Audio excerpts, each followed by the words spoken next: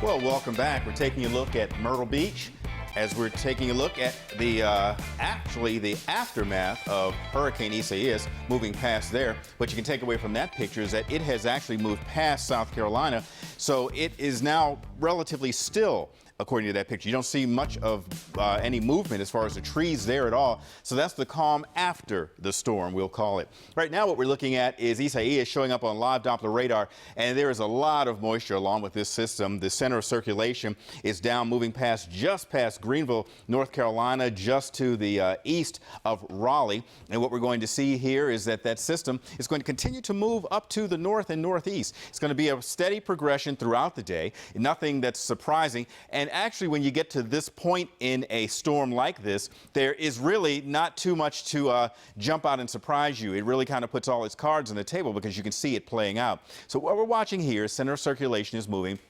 You can see the rain extending all the way up toward Boston. So it is really actually playing out right along the 95 corridor, almost right as if it's just following a map of the road there.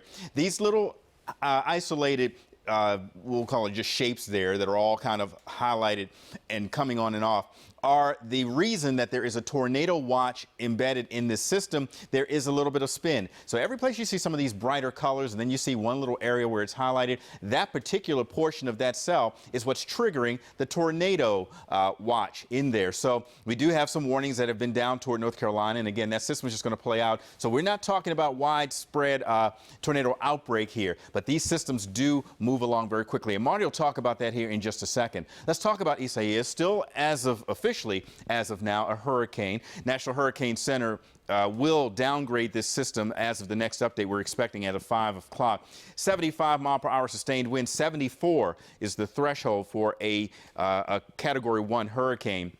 So we're looking at it dropping just below 74, and that will drop it from a category status hurricane, Category 1 hurricane status, down to a tropical storm. Moving to the northeast at 23 miles per hour, and again, it's just going to continue that progression. The path of this does take it right on across the Chesapeake Bay, right on up the 95 stretch past Richmond, right on across the bay. And we're talking about 8 o'clock now. It's down still in basically the North Carolina coastline there and moving right on up. So we're expecting this to play out through the afternoon, noon to about 2 o'clock. It starts to move past Baltimore and into Pennsylvania, and that is something we're going to be watching here as we get into the next few hours. So we're talking to Marty about what's playing out as far as your watches and your warnings. Martin, take it away. Well, thank you very much, Tim. Good morning, everybody. Tim just showed you interesting video from Myrtle Beach, South Carolina. The storm's already passed. The wind has calmed. Well, we're considerably north of Myrtle Beach. Here on the northwest side of the Beltway, take a look at the hostas. And these always make an appearance when I'm working the noon, 4, and 5.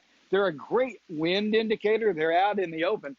I lean out, I'm getting wet. Now I'm under cover.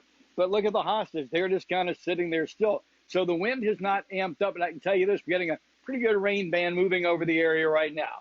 Let's go ahead and show you the watch warnings and advisories. Again, no curveballs coming our way right now. What you went to bed with last night, the information you received from Bob is what we're waking up to. So what we have is tropical storm watch in effect.